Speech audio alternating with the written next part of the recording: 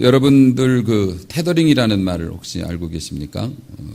어르신들은 좀 생소하시겠습니다만은 핸드폰에 보면 데이터가 떨어지면 애들이 엄마 아빠한테 엄마 와이파이 좀 켜주세요 그러는 거 있습니다. 그걸 테더링이라고 합니다. 내 데이터를 가지고 내 핸드폰을 와이파이로 만들어서 주변에 있는 사람들이 이제 사용하게 만드는 거죠. 요즘 제 아내가 데이터가 다 떨어져 가지고요. 돈 아깝다고 데이터를 끄고 다닙니다. 그러니까 카카오톡이나 뭐 이런 게 연락이 잘 안 돼 가지고 그래도 리필을 하라는데도 돈 아깝다고 그걸 안 하고 있어요.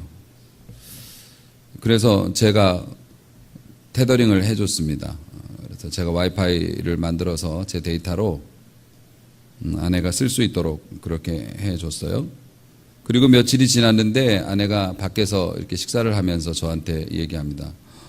여보, 요즘엔 가는 데마다 와이파이가 얼마나 빵빵하게 잘 되는지 너무 신기하다고. 이제 그새 은혜를 잊은 거죠. 내가 옆에 있어서 그런 거야. 항상 아내에게는 제가 옆에 있으니까 가는 데마다 와이파이가 아주 빵빵하게 잘 터지죠.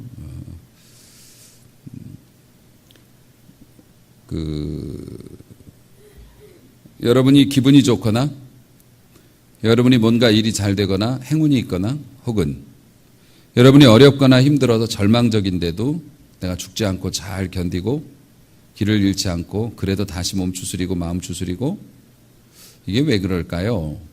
주님이 곁에 계시기 때문에 그렇습니다. 이 와이파이 신호라는 게 이게 부채 모양으로 돼 있죠. 꼭 저는 그걸 볼 때마다 기도를 생각합니다. 우리가 팔을 이렇게 들면 그 든 팔로 하나님의 은혜를, 주님의 능력을 공급받는 거죠. 우리 주님은 우리 곁에 늘 계셔서 우리가 와이파이만 켜면 신호가 잡힙니다. 그게 믿는 자의 권세이죠. 예수 믿는 자의 권세. 그래서 기도의 손을 올리면 항상 주님은 우리 곁에 따라다니시기 때문에 우리는 주님의 능력을 덧입을 수 있다는 겁니다. 목사는 목사인가 봅니다. 와이파이로도 은혜를 받는 거 보면. 저는 그랬습니다. 하나님의 은혜를 체험하고 사는 것, 우리가 하나님의 은혜라는 말을 굉장히 많이 쓰는데요. 성경을 봐도 그렇고 또 주변 분들을 뵈도 그렇고 하나님의 은혜를 많이 받은 사람의 그 특징 중에 하나가 그 자존심이 별로 없어진다는 겁니다. 자존심이라고 하는 게 뭐냐면 사전적인 의미가 뭐냐면 남에게 굽히거나 아쉬운 소리를 하지 않고 자기의 위신이나 위엄이나 체면을 세우려고 하는 거. 남에게 굽히지 않고 자기 체면 세우려고 하는 게 자존심입니다. 그런데 이 자존심이라는 게 원래 사람에겐 있어야 돼요. 자존심이 없으면 사람이 이상하게 되니까요. 문어 보세요. 뼈가 없으니까 이상하잖아요. 그런 것처럼 자존심은 사람에게 있어야 하죠. 그런데 자존심을 세울 때 잘 세우고 또 접어야 할 때는 접어야 하는 것이지요. 그런데 매사에 자존심을 내세우면 진짜 인생이 뻣뻣합니다. 생각을 해보십시오. 접히지 않는 긴 안테나를 달고 활동을 한다고 생각해 보십시오. 가는 데마다 걸리고 가는 데마다 신경 쓰이고 편안하진 않을 겁니다. 은혜 받은 사람의 특징 중에 하나가 원만합니다. 왜냐하면 이 자존심이 별로 없어요. 왜 자존심이 없냐면 나는 진짜 별 볼 일 없는 인생이야 라고 하는 자존감이 낮아져서가 아니고요. 따로 기분 좋은 일이 있어서 그래요. 그러니까 사람이 너그러워지는 이유가 뭐냐면 배가 부르면 시장을 볼 때도 그렇게 집착을 안 합니다. 근데 배가 고파갖고 장을 보면 쓸데없는 거를 계속 삽니다. 하나 먹고 배부르면 다음에 못 먹는 거를. 그런 것처럼 우리가 세상적인 일로 스트레스 받고 굶주리고 이러니까 자꾸 자존심을 세우는 거예요.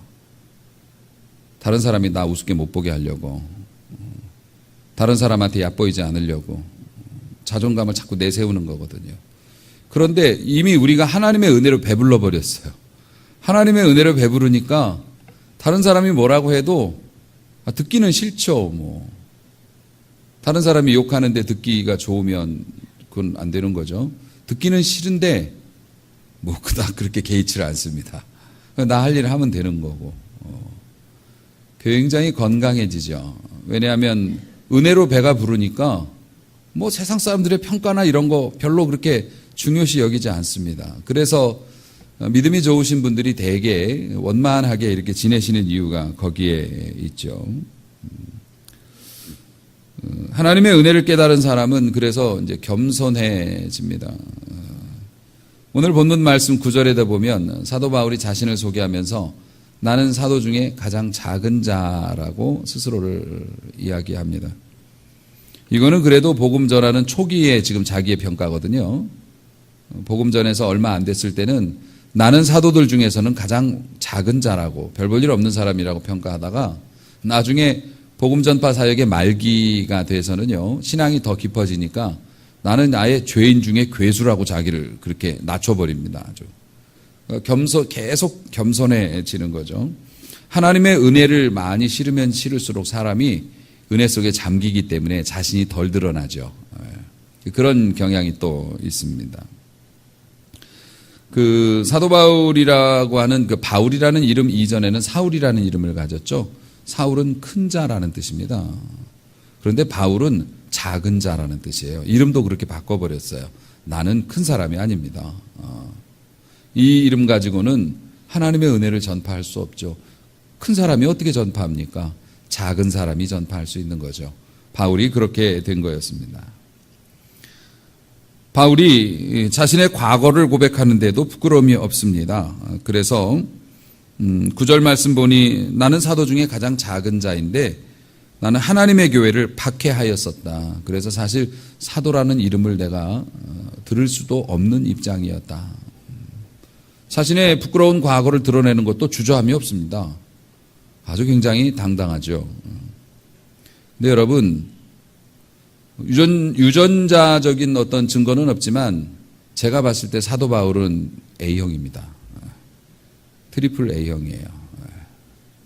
사도 바울이 나중에 다른 사람에 대한 서운한 마음이나 또 다른 사람을 뭐 나한테 좀 와달라고 뭐 얘기하는 그런 모든 정황을 미루어 볼 때 그는 굉장히 내성적이었고 상처를 많이 쉽게 받는 사람입니다. A형은 A형을 알아보니까요. 사랑하는 성도 여러분, 그럼에도 불구하고 사도 바울은 자신의 뭐 과거의 어떤 사도로서 흠이 될 만한 이야기를 감추지도 않아요. 그리고 다른 사도들 본인이 그렇게 얘기를 하는군요.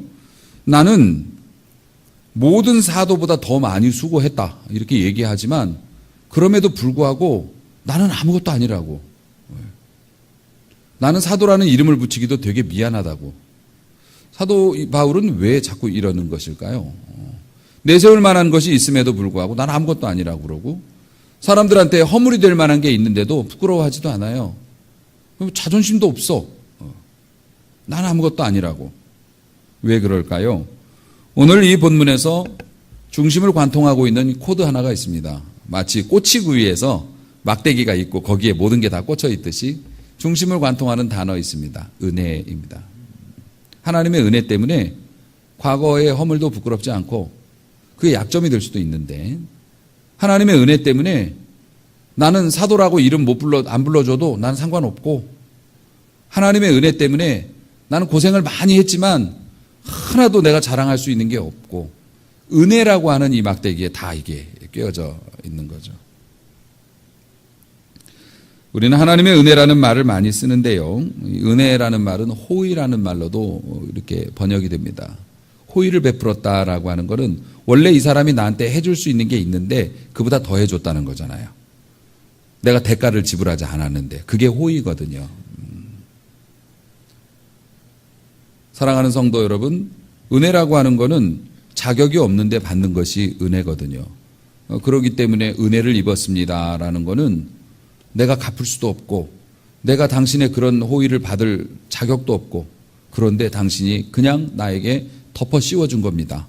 라고 고백을 하는 건데 하나님의 은혜라고 한다면 하나님께서 값없이 우리에게 베풀어 주시는 호의죠.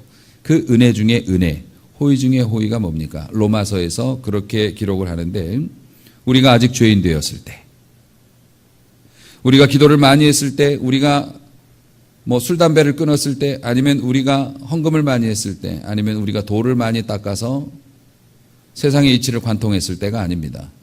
현재 진행형, 아직도 우리가 죄인 되어 있는데 그리스도께서 우리를 위하여 죽으사 우리에 대한 하나님의 사랑을 입증하셨느니라. 할렐루야. 우리가 아직 죄인 되었을 때, 아직 더러울 때, 무엇을 할 수도 없었을 때, 그때 그리스도께서 우리를 위하여 죽으셨고 그것은 하나님의 사랑이었다는 것. 그것이 은혜 중에 은혜입니다. 그래서 10절과 11절 말씀 보니 그러므로 내가 나 된 것은 하나님의 은혜로 된 것이니 이렇게 고백합니다. 현재 나의 모습은 하나님의 은혜로 되어 있는 것입니다. 지금 여러분의 모습도 하나님의 은혜 때문에 이러고 계시는 것이죠. 사랑하는 성도 여러분, 여러분은 지금 교회 예배에 참여하고 계십니다. 지금 이 시간에도 수많은 교회에서 예배를 올리고 있겠죠. 여러분은 상현동에 있는 경배와 찬양교회에서 예배를 드리고 계십니다. 저희 교회는 대형 교회도 아니고 교회 규모도 굉장히 작습니다. 세상적으로는 그렇게 내세울 만한 것이 없는 교회입니다. 화려한 건물을 가진 것도 아니고 목사님이 유명하신 것도 아니고 또 교회 교세가 돈이 많은 교회도 아니고요. 그런데 사랑하는 성도 여러분, 사실 그래서 이 자리에 앉아있기가 더 쉽지가 않습니다.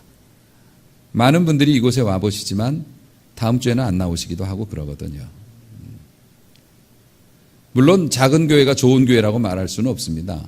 하지만 그냥 다 앞뒤 자르고 말씀을 드리면 지금 이 자리에 앉아 계신 거는 하나님의 크신 은혜입니다. 하나님의 큰 은혜로 여러분이 이 자리에 와서 앉아 계신 거고요. 하나님께서 여러분을 이렇게까지 사랑하시면 못해 주실 일이 없다고 믿으시기 바랍니다. 진짜 사랑 많이 받으시는 분들이신 거 여러분들이 꼭 좀 알았으면 좋겠고, 하나님께서 이렇게까지 사랑하시면 아들을 아끼지 않고 우리에게 주신 분이 다른 모든 것을 선물로 우리에게 주시지 않겠느냐. 할렐루야. 아들도 주셨는데. 그래서 우리에게는 희망이 있는 거죠. 우리는 하나님의 은혜 받은 사람들이니까요. 사랑하는 성도 여러분, 하나님의 일의 회방자였던 자기가 다른 사도들보다 훨씬 더 많이 일을 하는 사람이 될 수 있었던 것이 하나님의 은혜였기 때문에, 그래서 11절, 그러므로 나나 그들이나 이같이 전파하며 너희도 이같이 믿었느니라.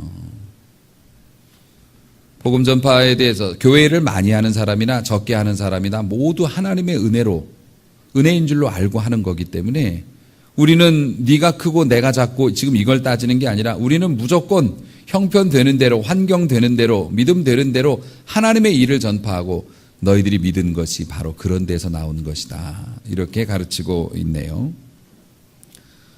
사도행전의 역사를 보면 사도 바울의 그 위치라고 할까요? 영향력이라고 할까요? 비교 불가입니다.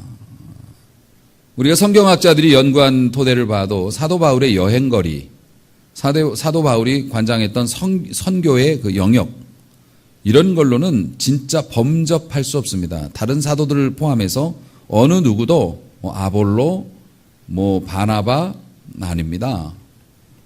사도 바울의 업적에는 비교 불가입니다. 사도 바울의 서신서가 신약 성경의 3분의 1을 차지하고 있어요. 사도 바울이 그의 하나님께로 받은 은사를 가지고 하나님의 말씀을 해석하고 그 말씀을 고린도 교회나 로마에 있는 성도들에게 보낸 이런 것들이 기독교 신앙의 근간을 이루게 됩니다. 특히 개신교 성립에 가장 중요한 기초의 역할을 했고요. 구약 성경 율법 위주였던 하나님의 그 사랑과 독생자 그리스도를 보내신 이 오묘한 섭리를 사도 바울이 이걸 깨우쳐서 믿음으로 이 서신을 통해서 성도들을 교육하기 위해서 보냈던 이 말씀이 정경으로 편입이 되고, 이 성경은 오늘도 주를 따르는 모든 자들에게 지침서가 되고 있습니다. 사도 바울의 업적은 그가 선교적으로 육체적으로 고생한 모든 것이나 영적으로 기여한 모든 것을 볼 때 범접할 수 없는, 어느 누구도 가까이 갈 수도 없는 그런 독보적인 위치를 가지고 있죠. 그런데 사도 바울은 뭐라고 얘기합니까? 그러므로 나나 그들이나 이같이 전파하며 너희도 믿었느니라. 자기는 아무것도 아니에요. 나도 예수 전했고 저 사람도 예수 전했고 당신들이 믿은 것은 예수의 이름입니다. 이걸로 끝납니다. 스스로도 이야기합니다. 나는 다른 사도들보다 더 많은 일을 수고를 했지만은 내가 한 게 아닙니다. 하나님의 은혜 때문에 한 것입니다. 라고 고백을 해버립니다. 그러니까 바울이 사실 사람들이 열심히 일하는 사람은 있지만은요, 인정을 못 받았는데 웃는 사람은 별로 없습니다. 열심히 일하는 사람들은 많이 있는데요, 열심히 일한 만큼 인정을 받아야 서로 좋아하지, 본인이 열심히 했는데 인정 못 받으면 되게 힘들어하죠. 사도 바울은 그런 것도 없어요. 하나님의 은혜를 얼마나 받았는지. 그런 의미에서 볼 때는 이제 바울의 관심은 선교 업적을 누가 많이 남겼느냐, 그게 아니에요. 그냥 우리가 전하는 예수의 이름만 들고 나가는데, 사실 그런 의미에서 이 세상에 존재하는 많은 교회들은 경쟁자라고 봐서는 안 됩니다. 저 교회가 우리 교회 앞에서 전도한다고. 전도 못하는 우리가 부끄러워해야지 우리 교회까지 앞에서 와서까지 전도하는 교회를 뭐라고 하면 안 됩니다. 저 교회가 뭐 되게 크게 성장을 했는데 뭐라고 하면서 자꾸 험담하고 그런 거 하나님이 절대 기뻐하지 않으십니다. 다른 교회들은 우리 지역에 2단 빼놓고는 전부 다 복음의 동역자들입니다. 내가 못하는 일을 하고 계신 거예요. 내 팔이 닿지 않는 곳에서 같이 그물을 치고 있는 동역자들입니다. 그런 마음으로 봐야 하죠. 사도 바울이 그런 마음으로 봤어요. 그렇게 되려면 어떻게 해야 합니까? 사랑하는 성도 여러분, 불신자라고 그러면 막 전도하려고 그러는데 다른 교회 다닌다고 그러면 왜 그렇게 싫어하세요? 이상하게 성도님들은 그런 것 같아요. 다른 교회 교인이라고 그러면 오히려 더 불편해 하시는 경향이 있습니다. 아닙니다. 동역자들입니다. 여러분, 우리가 하나님의 은혜 아래 있으면 그런 모습 보여야 합니다. 지금까지 전한 말씀으로는 우리의 자존심이나 인정받지 못한 것을 가지고 엎어졌다 뒤집어졌다 하면 사실 하나님의 은혜를 잘 모르는 사람이라고 밖에는 볼 수가 없어요. 정확히 다시 말씀드리죠. 하나님의 은혜를 여러분은 받았습니다. 믿으시기를 바랍니다. 아멘 하시기를 바랍니다. 하나님의 은혜로 구원받았어요. 이게 다예요. 하나님의 은혜로 구원받았는데 그럼에도 불구하고 자존심 때문에 상처받거나 화해가 안 되거나 무슨 문제가 있거나 이렇게 되는 건 뭐냐면 그 은혜에 대한 인식이 부족하다는 거예요. 내가 어떤 은혜를 받았는지를 잘 이해를 못하기 때문에 그런 거지, 여러분이 구원을 못 받았거나 그런 건 아니라는 거예요. 그래서 그것을 잘 인식할 수 있도록 하나님께서 목회자를 통해서 말씀을 해석하고 여러분에게 다시 되새김을 하고 계시는 거거든요. 오늘 이 말씀을 준비하면서 저의 마음을 사로잡은 이 주제는 따로 있었습니다. 그 주제가 뭐였냐면 10절 말씀 주목해 보십시오. 고린도전서 15장 10절. 그러나 내가 나 된 것은 하나님의 은혜로 된 것이니 내게 주신 그의 은혜가 헛되지 아니하여. 이렇게 되어 있습니다. 하나님이 내게 주신 은혜가 헛되지 아니하여. 다시 말해서 하나님이 내게 주신 은혜를 헛되게 하지 않으려고 라는 이야기입니다. 여러분의 삶에 수많은 문제가 있지만 그 문제의 해결점이 바로 여기에 있다고 저는 확신합니다. 성령께서 그렇게 가르쳐 주셨습니다. 가족과의 갈등이든 미래에 대한 불안함이든 경제적인 문제든 병이 있든 영적인 문제든 해결 방법은 똑같습니다. 하나님의 은혜를 헛되지 않게 하면은 해결됩니다. 자, 다시 설명을 해드리겠습니다. 하나님께서는 우리가 아직 죄인 되었을 때 예수님을 보내어 죽게 하심으로 우리를 사랑하셨어요. 예수님이 죽으신 건 뭡니까? 이건 지금 복음이거든요. 예수님이 죽으신 것은 우리가 자력으로는 하나님께 도달할 수도 없고 하나님의 천국은 고사하고 화평하게 살 수도 없어. 평화롭게 살 수도 없고 마귀한테 머리채 붙잡혀가지고서 약점 잡혀가지고서 막 이리저리 끌려다니면서 후회하고 나는 원치 않는데 내 육신이 말을 듣지 않아서 내 안에 두 개의 법에 맨날 져가지고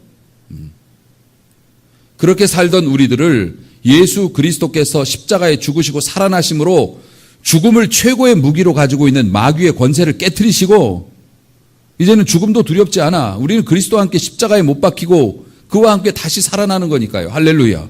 그래서 그를 믿는 자는 영생에 이른다고 하는 이 구원의 이 놀라운 이 업적을 남기신 거거든요. 그걸 그리고 우리에게 선물로 주셔서 여러분이 그 은혜를 인정함으로 지금 이 자리에 계신 것이라고요. 구원 받으신 거라고요. 여러분, 저는 이렇게 설명을 했습니다. 여러분이 만약에 싸움을 하러 나갔는데 전쟁터에 전쟁을 하러 나갔는데 저쪽에는 뭐 원시인들하고 싸우고 있는 거예요. 이 사람들은 돌도끼, 뭐 창, 뭐 머리 좋은 애들은 활도 쏘고 뭐 그럽니다.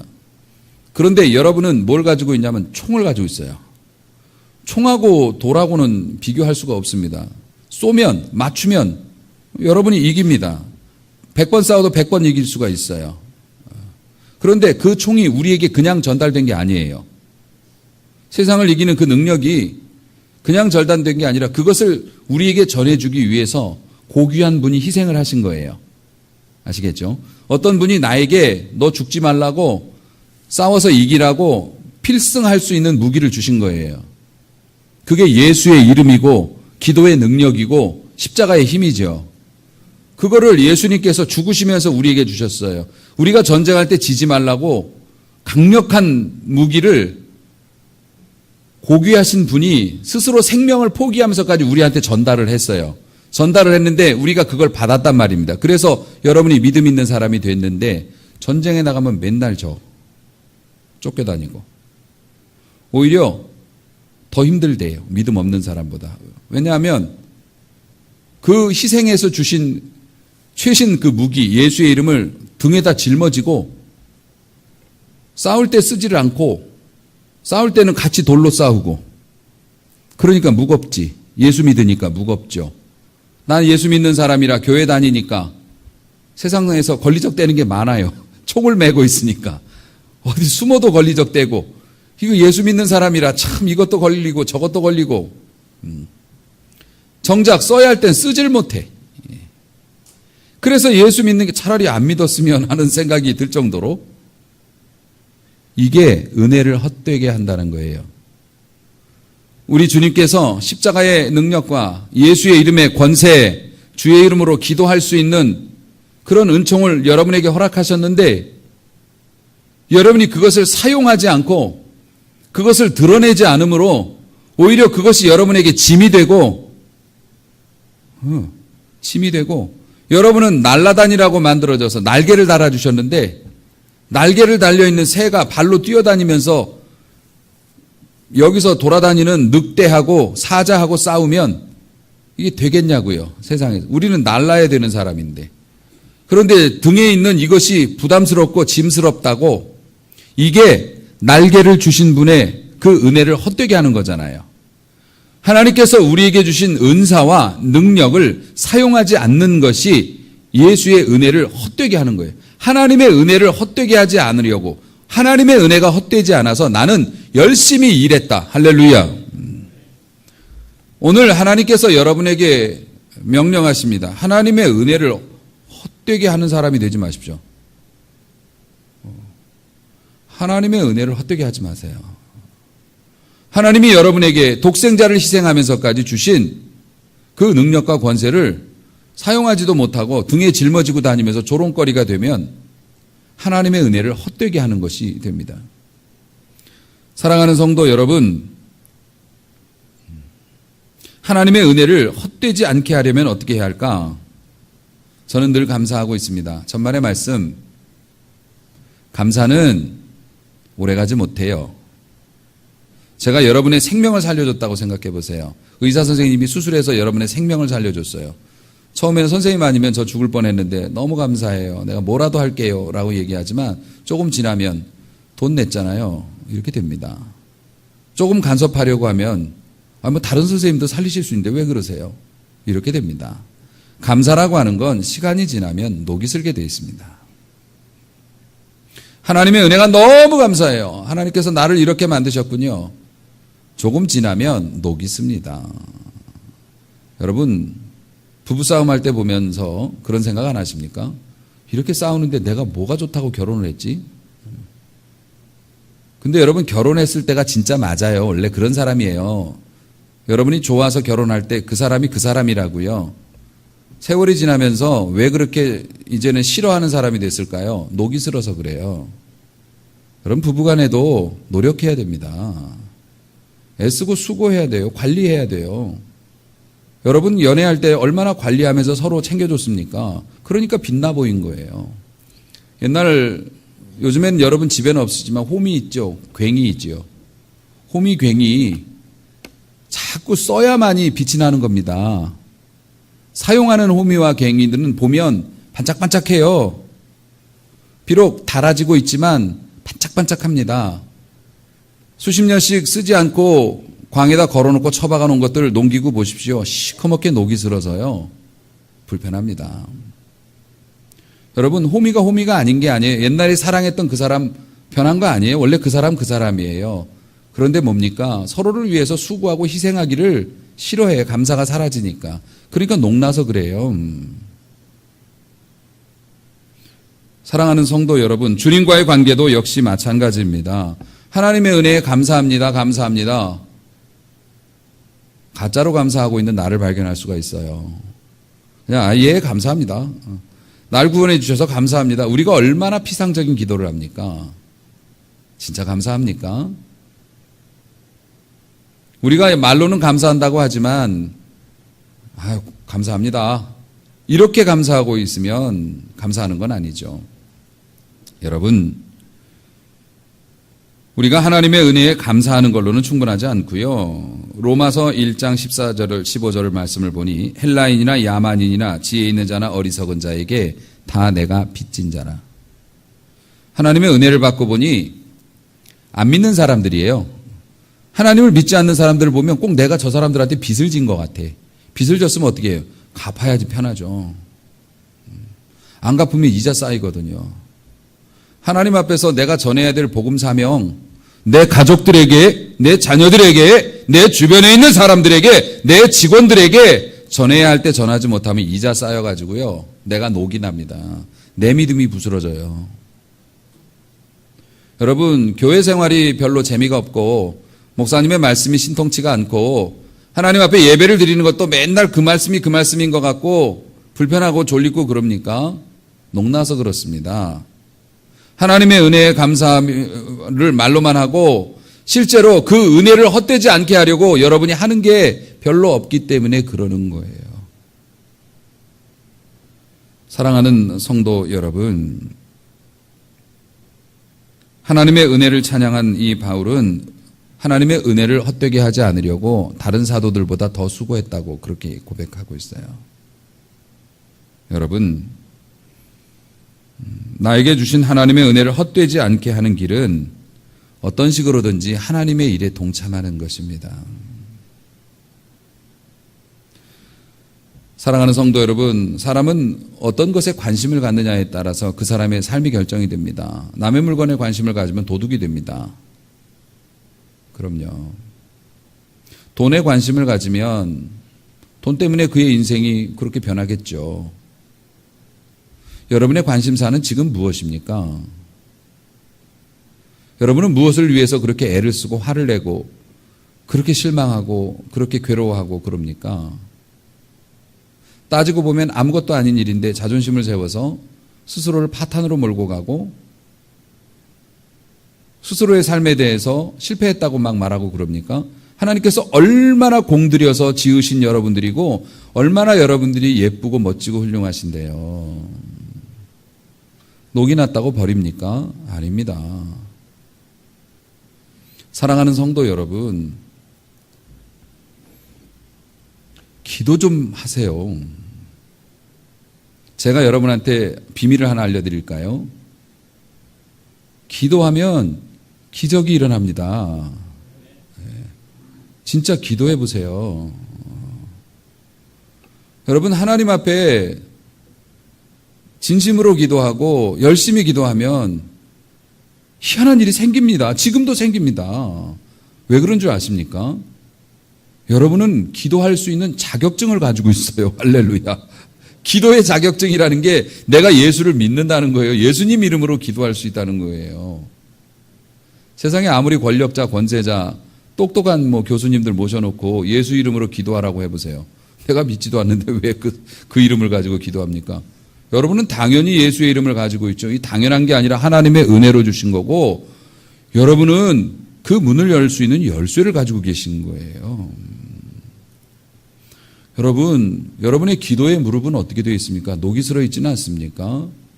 기도의 자리로 가는 여러분의 길은 혹시 세상의 잡초로 우거져 가지고 길을 잃어버리진 않았나요?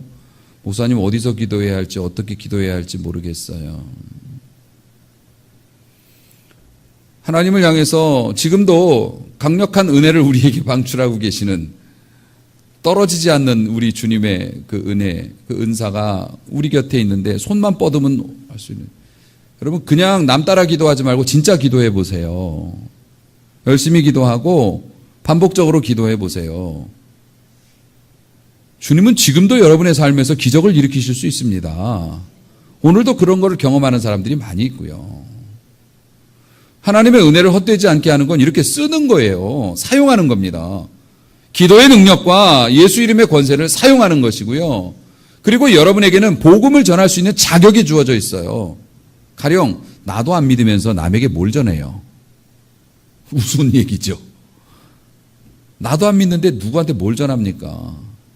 복음이라고 하는 건 내가 믿은 진리를 그 사람에게 나눠주는 거고, 나에게 붙은 불을 다른 사람에게 옮겨 붙이는 겁니다.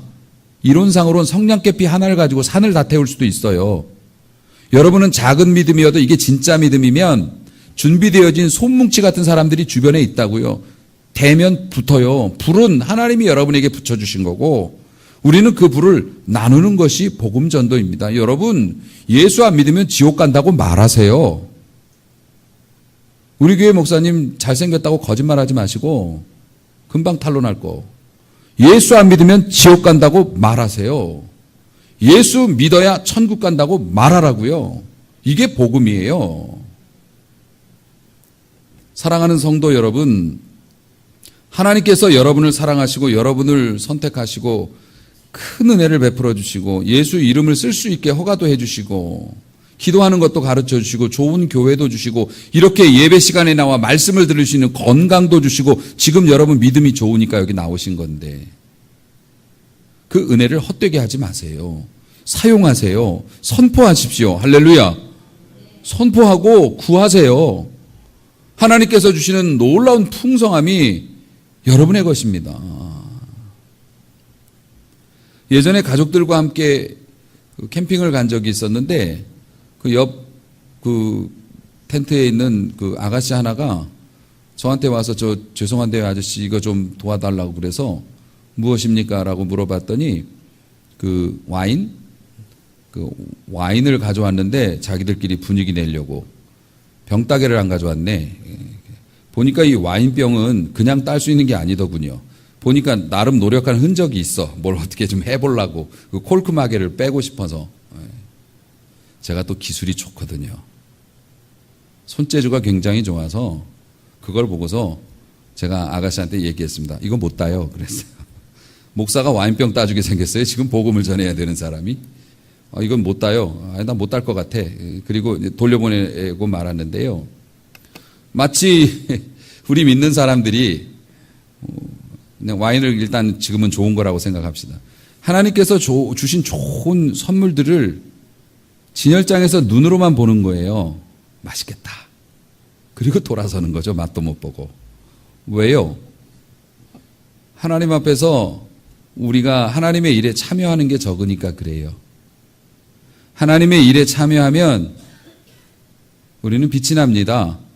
하나님께서 주신 온갖 은사들이 발견됩니다. 난 이것도 할 수 있고 저것도 할 수 있고 이것도 할 수 있고 그걸로 하나님이 우리에게 주신 축복의 뚜껑을 열 수 있는 겁니다. 할렐루야.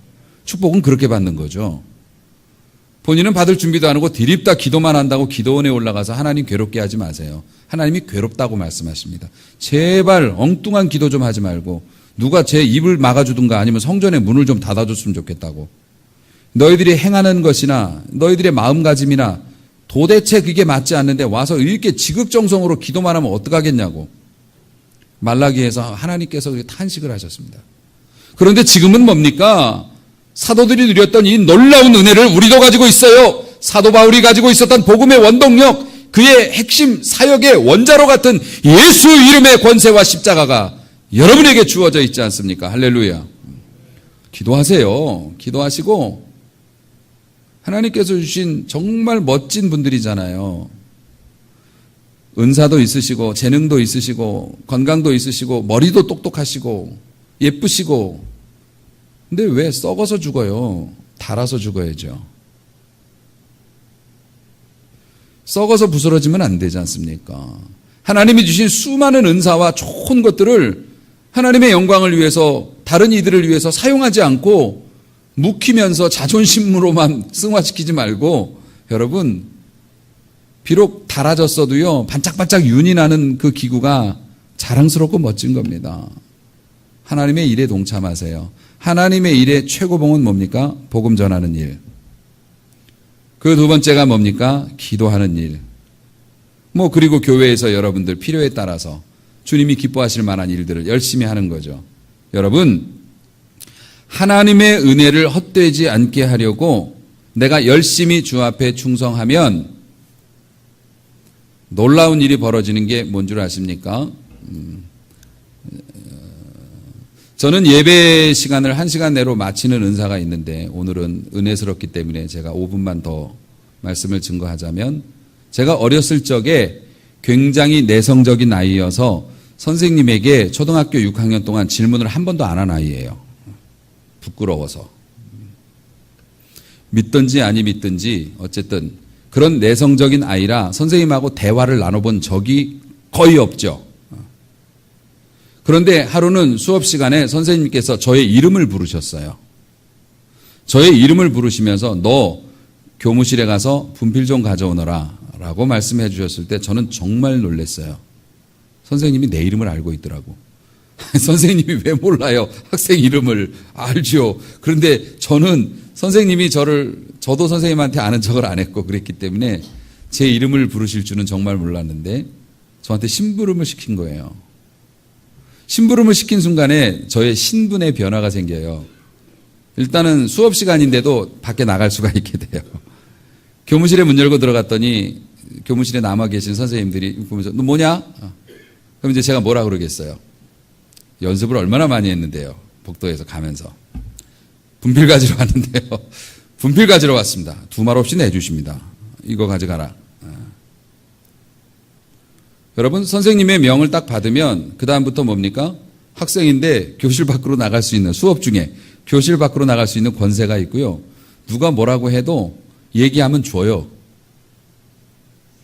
이쯤 되면 눈치채셔야죠. 주님의 명을 받아서 봉사하시는 여러분, 주님의 명을 받아서 전도하시는 여러분, 주님의 명을 따라서 기도하시는 여러분, 여러분이 그것을 시작하는 순간 여러분의 위치와 삶이 변화됩니다. 세상은 여러분에게 길을 열어줘야 하고 구하는 것을 주게 되어 있습니다. 할렐루야. 그분의 명령을 받잡은 우리들이기 때문에. 그러니까 여러분 최선의 방어는 공격이에요. 계속 최신식 무기를 메고 도망 다니지 마시고요. 걸리적된다고 하지 마시고 쓰세요. 쓰시면 놀라운 일이 일어날 줄로 믿습니다. 하나님의 은혜를 헛되게 하지 않으려고 여러분이 더욱 주의 일에 힘쓰다가 그 힘쓰는 자에게 약속하신 권세로 세상의 축복도 많이 받는 일이 여러분에게 있어지기를 바랍니다. 반드시 그렇게 될 줄로 믿습니다. 이 말씀 순종하여 모두 다 복을 받으시기를, 하나님의 은혜를 헛되지 아니하여 하나님 앞에 열심히 수고하고 칭찬받는 일꾼 되시기를 주님의 이름으로 축원합니다.